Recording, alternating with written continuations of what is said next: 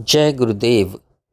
तंत्र मार्ग चौथा तंत्र का मार्ग है। किसी समय भारतवर्ष में यह तंत्र संप्रदाय बड़ा प्रबल था। वर्तमान काल में प्राय लुप्त सा हो गया है। तथापि बंगाल, बिहार, उड़ीसा, कश्मीर, नेपाल आदि देशों में इसके अनुयायी मिलते हैं। वे लोग शिव शक्ति रूप से ईश्वर की उपासना करते हैं। उनके साधन के ग्रंथ तंत्र शास्त्र हैं, जिनके हजारों ग्रंथ थे। उनमें अधिकारी विशेष के लिए तात्कालिक भोग और मोक्ष प्राप्ति का वर्णन है। योग संबंधी ज्ञान विशेष करके तंत्र ग्रंथों में ही मिलता है। जितने मंत्र हैं वे भी तंत्र ग्रंथों में मिलते हैं। मंत्रों के देवताओं की सिद्धि तथा उनकी पूजा पद्धति और ध्यान ज्ञान सब ही कुछ तंत्र ग्रंथों में भरपूर है। वेद में जो ज्ञान बीज रूप से है, उसको तंत्र शास्त्रों में विस्तार से कहा है। बहुत से लोग तंत्र शास्त्र के प्रति कटुक्ति करते हैं, किंतु विचार पूर्वक तंत्र ग्रंथों को देखने से ज्ञात होता है कि जैसा वह समझते हैं वैसा नहीं है।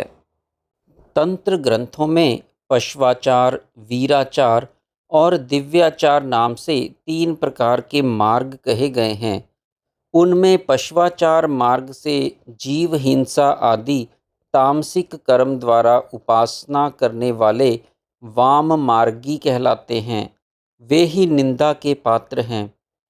परंतु वीराचार और दिव्याचार मार्ग से राजसिक और सात्विक उपासना करने वाले शुद्ध उपासकों की मंत्र शक्ति और योग का ज्ञान प्रत्यक्ष, फलप्रद, प्रभावशाली, अतीव आश्चर्यजनक और प्रशंसा के योग्य है। वे लोग भी पश्वाचार के विरुद्ध हैं। वर्तमान में वैदिक क्रियाकर्म से तो क्वचित किसी को प्रत्यक्ष फल होता होगा, परंतु तंत्र कथित मार्ग से सभी क्रियाकर्म का फल तत्काल होता है। अतएव तंत्र शास्त्र महागूढ़ रहस्यमय है। भक्ति मार्ग 5वां भक्ति मार्ग है, जिसका वर्णन तृतीय प्रकाश में भी हो चुका है। वर्तमान में भक्ति संप्रदाय वाले जैसा वर्तते हैं, इनकी साधना मूर्ति पूजा तथा भगवान की सेवा पूजा है। वे लोग द्विधा भाव से भक्ति करते हैं। अपने को दास और भगवान को प्रभु समझकर भजते हैं।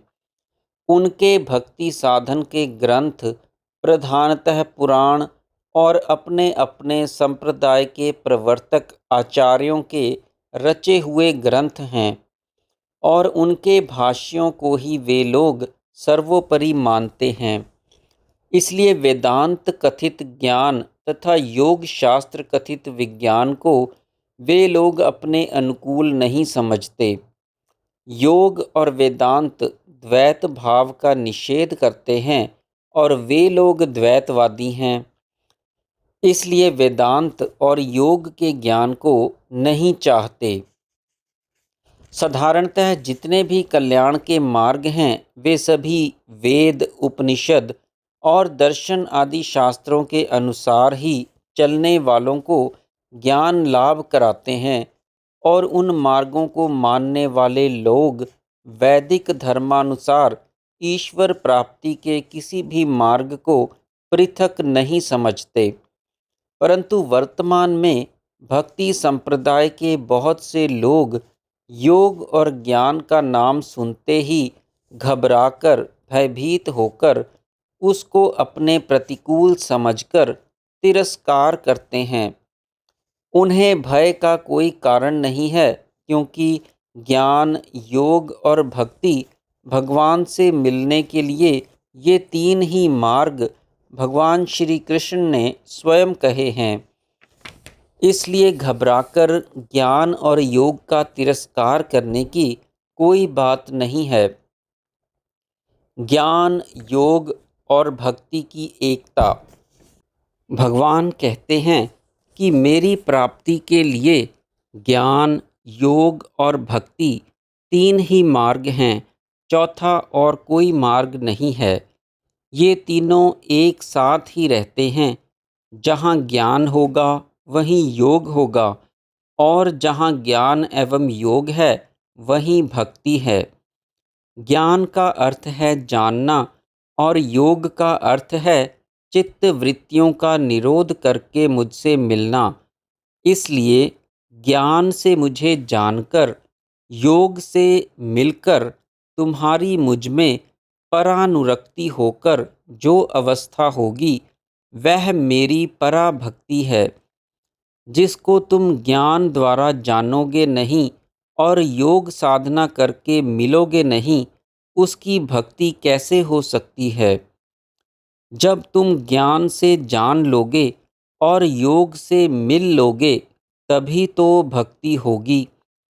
जिसे तुम ज्ञान से जानते हो, योग से मिलते नहीं हो, बिना जाने उस भक्ति हो ही नहीं सकती। इसलिए मुझे जानने के लिए तुम्हें ज्ञान चाहिए और मिलने के लिए योग साधना करनी चाहिए। जब तुम ज्ञान से मुझे जान लोगे, योग से मिल लोगे, तब तुम्हारे में जो भक्ति होगी उसी का नाम वास्तविक भक्ति है। उस भक्ति के द्वारा ज्ञान से ही मुझे भली प्रकार जानकर योग से मुझ में प्रवेश करोगे, तब तुम्हें समाधि होगी। उस समाधि में ही तुम मुझे तत्वतः जैसा कि मैं हूँ ठीक जान सकोगे। अतएव योग, ज्ञान और भक्ति ये तीनों एक से एक बढ़कर हैं और एक दूसरे से मिले हुए हैं। एक दूसरे के आश्रित होने के कारण एक के बिना दूसरे की प्राप्ति नहीं होती और ना स्थिति हो सकती है। इनको पृथक समझना ही महाभ्रम है और मेरे कथन का अनादर करना है। मेरी बात को ना मानकर जब तुम अपने संप्रदाय के शास्त्र अनुसार पक्षपात से ज्ञान, योग और भक्ति के पहले अथवा पीछे होने का विचार करते रहोगे, तो तुम्हारा मंगल नहीं होगा। ज्ञान, योग और भक्ति किसी संप्रदाय विशेष की संपत्ति नहीं है, जो कि उसके अनुयायी नहीं होने से दूसरों को मिले ही नहीं। ये तो केवल त्याग, तपस्या एवं ईश्वर के अनुग्रह से प्राप्त होने वाली वस्तु है। इनको तुम सब ही पा सकते हो। इसलिए तुम लोग सब संप्रदायों का झगड़ा छोड़कर उदारता से अपने को किसी भी संप्रदाय विशेष के अनुयायी मत समझो। इसमें ही तुम्हारा मंगल है। बहुत से लोग शास्त्र पढ़कर, संन्यास लेकर, थोड़ा बहुत कोई साधन करके झट उपदेष्टा बनकर लोक समाज में ज्ञान का प्रचार करने में प्रवृत्त हो जाते हैं और समय पाकर अपना समाज अथवा संप्रदाय बना लेते हैं। इस प्रकार धर्म के बहाने से आजकल भारतवर्ष में समाज और संप्रदायों की भरमार है, तथापि भारत देश का भला नहीं होता, जगत की पूर्ति नहीं होती। इसलिए जैसा पहले कहा गया है कि मन की गतिविधि में गुणों के संयोग से होने वाले परिवर्तन से इष्ट अनिष्ट का विचार करके अभी संसार में ही रहकर तुम्हें मेरी प्राप्ति के लिए योग साधना करनी चाहिए। क्योंकि घर बार छोड़ के साधना ना करके धर्म प्रचार या परोपकार के बहाने से लोक समाज में उपदेष्टा बन जाने से अथवा संप्रदाय बना लेने से ही तुम्हारा मंगल नहीं हो सकता। अतएव पहले योग साधना से शरीर, मन, प्राण को वश करके आत्म तत्व का अनुभव कर लो। इसके पश्चात यदि ईश्वर इच्छा से तुम्हारे द्वारा लोगों का भला होना है तो अंतर आत्मा से प्रेरणा होगी, तभी उपदेश देने में प्रवृत्त होना। क्योंकि जगत में कितने ही महान आत्मा आए, परंतु यहाँ कुछ नहीं बढ़ा, और बड़े बड़े महापुरुष आकर चले गए, तथापि कोई कमी भी नहीं हुई। जैसे समुद्र में सारी नदियाँ मिल जाती हैं, तो भी समुद्र का जल नहीं बढ़ता, और सूर्य के आकर्षण से कितना ही जल आकाश में उड़ जाता है, परंतु समुद्र में जल की कमी नहीं पड़ती। इसी तरह संसार की पूर्ति नहीं होती। अतएव तुम्हारे रहने या ना रहने से जगत में कुछ भी बढ़ेगा या घटेगा नहीं। जय गुरुदेव।